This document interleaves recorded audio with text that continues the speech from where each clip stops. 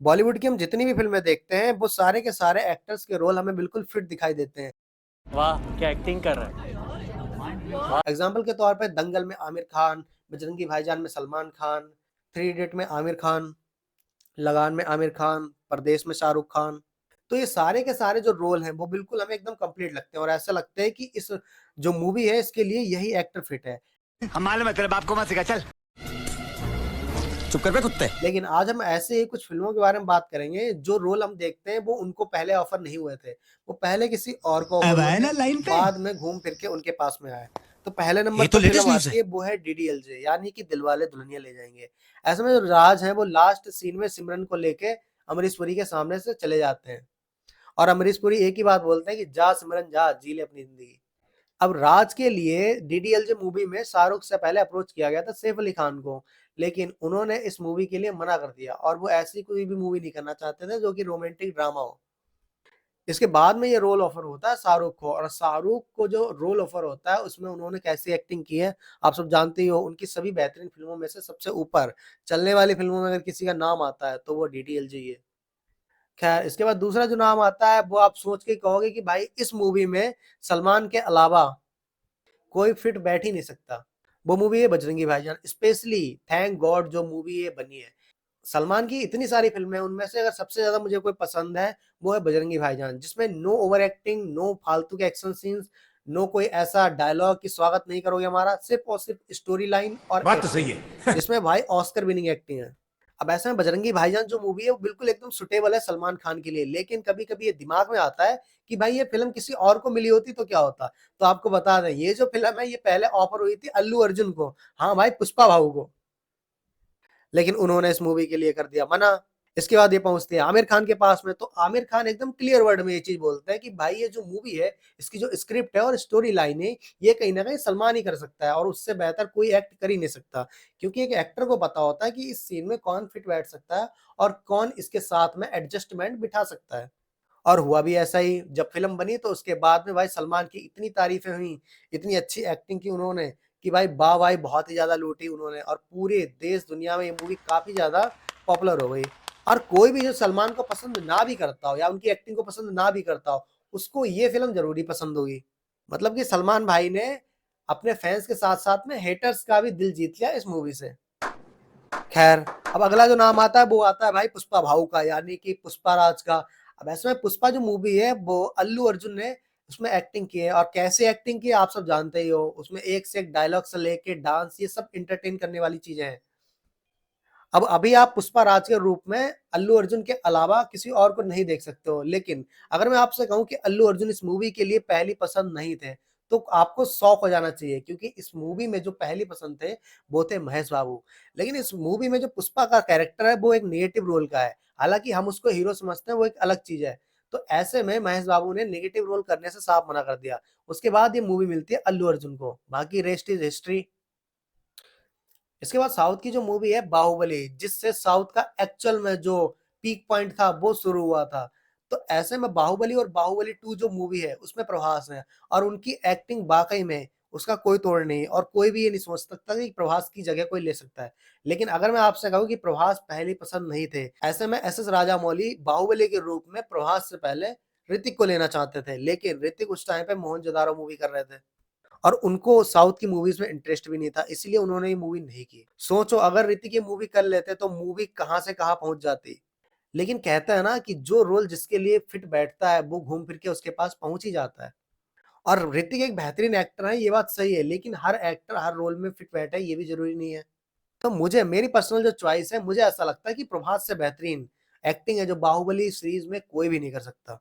अब बाहुबली जो है वो एक्चुअल में एस एस राजामौली पहले बॉलीवुड के एक्टर्स को लेके बनाना चाहते थे, जिसमें कि शिवगामी के रूप में श्रीदेवी, बल्लाल देव के रूप में जॉन अब्राहम और बाहुबली के रूप में जो ऋतिक रोशन है वो। लेकिन जब बॉलीवुड के एक्टर्स ने इंटरेस्ट नहीं दिखाया तो ये साउथ के एक्टर्स के साथ में इन्होंने मूवी बना डाली। और वाक़ई में जो भाई कहानी है वही दमदार है, तो सिंपल सी बात है एक्टर्स तो अपनी एक्टिंग ही करता है। अगर कहानी अच्छी होगी तो आसमान छुएगी और कहानी अगर अच्छी नहीं होगी तो उसकी एक्टिंग स्किल्स भी सिंपल सी बात है धरे की धरे ही रह जाने हैं। अब इसके बाद में भाई एक फ़िल्म ऐसी भी है जिसको 1-2 लोगों ने रिजेक्ट नहीं किया, जिसको लगभग 13 एक्टर्स ने रिजेक्ट किया। वो फ़िल्म है भाई 90s के दशक में आने वाली सूर्यवंशम जो कि अमिताभ बच्चन की मूवी है। वही मूवी है जिसमें वो खीर खाते हैं और बोलते हैं कि भाई गलती से जानबूझ के ऐसा कोई करेगा भी नहीं, हीरा बेटे एटसेट्रा, एटसेट्रा। खैर इस मूवी को लगभग 13 एक्टर्स ने रिजेक्ट किया, जिसमें कि गोविंदा, मिथुन जैसे काफ़ी पॉपुलर एक्टर्स भी हैं। इसके बाद ये मूवी गजब अमिताभ बेइज्जती बच्चन है। करते हैं और इसमें डबल रोल जो है उसको बखूबी निभाते हैं और वाक़ई में ऐसा लगता है कि अमिताभ बच्चन ही इसके लिए फिट भी बैठते हैं। अब इसके बाद जो नाम आता है वो एक साउथ की मूवी है जो कि वाक़ई में एक मास्टरपीस है जिसका नाम है आई। इस मूवी में एक बॉडी बिल्डर होता है जिसकी बॉडी में एक डॉक्टर आई वायरस इंजेक्ट कर देता है और काफ़ी सारी प्रॉब्लम्स फिर उसकी लाइफ में हो जाती हैं। अब ये चियान विक्रम की मूवी है, जिन्होंने देखी होगी उनको इसके बारे में पता ही होगा। अब ऐसे में इसमें एक से एक बेहतरीन एक्शन सीन्स से लेके काफ़ी सारी चीज़ें हैं जो कि आपको एंटरटेन करेंगी। लेकिन आई जो मूवी है ये चियान विक्रम से पहले ऑफर हुई थी रजनीकांत को। लेकिन रजनीकांत जो है वो एस शंकर की मूवी कर रहे थे तब, शिवाजी द बॉस और रोबोट। अब ऐसे में एस शंकर ने रजनीकांत को 3 मूवीज़ ऑफर की थी जिसमें कि रोबोट, शिवाजी द बॉस और आई मूवी थी और तीनों ही मास्टरपीस रही। ऐसे में आई मूवी करने के लिए रजनीकांत ने मना कर दिया और उन्होंने ये कहा कि ये रोल शायद मेरे लिए फिट नहीं बैठता और हुआ भी वैसा ही। बाद में ये मूवी की है चियान विक्रम ने और वाक़ई में चियान विक्रम की जो एक्टिंग है इसमें वो बिल्कुल काबिल तारीफ़ है। कोई भी नहीं कह सकता कि इसमें 2 कैरेक्टर चियान विक्रम ने निभाए हैं। इससे पहले अपरिचित में तो चियान विक्रम ने 3 कैरेक्टर निभाए थे। अब इसके बाद अगला जो नाम आता है वो है भाई पद्मावत मूवी का। अब ऐसे में अलाउद्दीन खिलजी का जो रोल है वो निभाया रणवीर सिंह ने। अब कोई भी रणवीर सिंह को कितना भी ट्रोल करता हो लेकिन एक चीज़ तो वाक़ई में तारीफ़ लाएगी कि रणवीर सिंह ने उस कैरेक्टर में जान फूँक दी।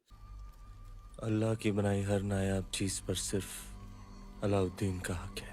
संजय लीला भंसाली जो है, जो पद्मावत मूवी के डायरेक्टर हैं, उन्होंने अलाउद्दीन खिलजी का रोल पहले अजय देवगन को ऑफर किया था, लेकिन अजय देवगन ने नेगेटिव रोल करने से मना कर दिया। इसके बाद ये रोल अलाउद्दीन खिलजी का रणवीर सिंह को मिला और वाक़ई में ये रोल रणवीर सिंह से बेहतर कोई कर भी नहीं सकता था। खैर अगला जो नाम है वो है रोबोट मूवी का। रोबोट मूवी का नाम आते ही यार याद आ जाती है पुरानी नॉस्टैल्जिया, मतलब पुरानी यादें ताज़ा हो जाती है और ऐसा लगता है कि वाक़ई में ये फ़िल्म एकदम मास्टरपीस थी हमारे चाइल्डहुड को बेहतरीन बनाने में। ऐसे में एस शंकर की ये जो मूवी है, ऐसे में चिट्टी का जो किरदार है इस मूवी में वो पहले ऑफर हुआ था शाहरुख खान को और जो वसीकरण का किरदार है वो ऑफर हुआ था कमल हसन को। अब ऐसे में इन दोनों ने तो कर दिया मना और शाहरुख वैसे भी साउथ की मूवीज़ में इंटरेस्ट नहीं रखते। तो इसके बाद में फिर एस शंकर ने रजनीकांत को लेके ही मूवी बना डाली और एक्चुअल में मूवी भी एकदम मास्टरपीस बनी और कोई भी उसमें ऐसा नहीं रहा कि कोई भी कमी हो। और सबसे खास बात लोगों को इस मूवी की यही लगती है कि वसीकरण और जो चिट्टी है दोनों सेम टू सेम ही है। मतलब जो वसीकरण रोबोट बनाता है वो एक्चुअल में सेम टू सेम अपने जैसे ही बनाता है और ये कॉन्सेप्ट भी लोगों को बहुत ही ज़्यादा पसंद आया। अगला जो नाम है वो है थ्री इडियट मूवी का। अब ये किसको पसंद नहीं होगी, एकदम बेहतरीन मास्टरपीस है। ऐसे में लाइफ को लेके काफ़ी ज़्यादा टर्निंग पॉइंट हो सकती है लोगों के लिए। ऐसे में जो रेंचो का कैरेक्टर है जिसको किसी भी चीज़ की फ़िक्र नहीं है, ना ही मार्क्स से लेना-देना, ना ही कोई ऐसी चीज़ है जिसको लेके टेंशन हो, ना ही करियर की फ़िक्र, वो सिर्फ़ पढ़ रहा है। उसको कोई लेना-देना नहीं है कि वो क्यों पढ़ रहा है, आगे क्या करना है, लेकिन वो सिर्फ़ और सिर्फ़ एक नॉलेज गेन कर रहा है। ऐसे में वो मास्टरपीस है, इसमें कोई भी दोहराई नहीं है, लेकिन ये जो रोल है ये पहले ऑफ़र हुआ था शाहरुख खान को। अब सिंपल सी बात है यार, शाहरुख खान इस रोल में फिट मुझे नहीं लगता बैठते, लेकिन कहीं न कहीं ये जो रोल है आमिर खान ने बहुत ही बेहतरीन तरीके से किया है और वो कहीं न कहीं इसमें फिट भी बैठते हैं। अब ऐसे में शाहरुख ने इस मूवी के लिए मना कर दिया, उसके बाद आमिर ने ये मूवी की। अब आप खुद सोचिए अगर शाहरुख इस रोल में होते तो कैसे लगते? खैर अगली बात करते हैं मूवी की शाहरुख की, जिसका नाम है चक दे इंडिया। ऐसे में वो कोच का रोल करते हैं और काफ़ी ज़्यादा स्ट्रिक्ट होते हैं अपनी टीम को लेके, ताकि वो जीत सके। ऐसे में ये जो रोल है कोच का, ये पहले ऑफर हुआ था सल्लू यानी कि सलमान भाई को, लेकिन उन्होंने ये मूवी नहीं करी। इसके बाद में ये रोल शाहरुख खान ने किया। अगली जो फ़िल्म है उसका नाम है भाग मिल्खा भाग। अब ऐसे में भाग मिल्खा भाग मूवी देखने के बाद में ऐसा लगता है कि फरहान अख्तर की सबसे बेहतरीन कोई मूवी है और सबसे कुछ सुपर हिट मूवी है वो यही मूवी है, क्योंकि इसमें उनकी एक्टिंग से लेके स्टोरी लाइन है वो काफ़ी ज़्यादा बेहतरीन थी। लेकिन भाग मिल्खा भाग मूवी के लिए उनकी पहली पसंद फरहान अख्तर कभी थे ही नहीं, उनकी पहली पसंद थे अक्षय कुमार। ऐसे में अक्षय कुमार इस मूवी को नहीं कर पाए क्योंकि वो और मूवीज़ में बिज़ी थे। इसके बाद ये मूवी करते हैं फरहान अख्तर, जिसमें कि उनको एकदम लोगों ने बहुत ही ज़्यादा सराहा और वही एक मूवी है जिसको लेके लोगों ने काफ़ी ज़्यादा प्यार दिया। उसके बाद वो कहाँ है? No idea. अब आखिरी जो फ़िल्म है वो एक मास्टरपीस है जिसमें कि साउथ में बनी और वही मूवी बनी है बॉलीवुड में, जिसका नाम है गजनी। असल में बॉलीवुड में जो गजनी बनी है उसमें एक्टर दिखाए जाते हैं हमें आमिर खान और उनकी बॉडी से लेके उनकी एक्टिंग सब कुछ वाक़ई में परफेक्ट है और ऐसा लगता है कि उनके रोल के अलावा कोई कर ही नहीं सकता। लेकिन इस रोल को लेके पहले ए मुर्गडोस गए थे सलमान भाई के पास में, लेकिन सलमान भाई ने इस मूवी को नहीं किया और शायद वो फिट भी नहीं बैठते। क्योंकि सलमान खान की जो तेरे नाम थी उसको देखने के बाद में वो मेकर्स गए थे उनके पास में। उन्हें लगा कि ये रोल जो है वो सलमान खान के लिए अच्छा होगा। लेकिन सलमान भाई ने इसके लिए कर दिया मना और उसके बाद में ये रोल आमिर को जाता है और आमिर ने बिल्कुल तूफान उठा दिया। और वही एक मूवी थी आमिर की जो इतनी ज़्यादा बेहतरीन साबित हुई और 200 करोड़ पार कर गई। हमको सिखा रिया है। खैर आज के लिए बस इतना ही। काफ़ी ज़्यादा बॉलीवुड की तारीफ़ें हो गई। आज अच्छी नींद आएगी, लेकिन मिलते हैं अगली वीडियो में। नीचे कमेंट करो किस टॉपिक पे Thanks. वीडियो बने। Thanks for watching. Love you.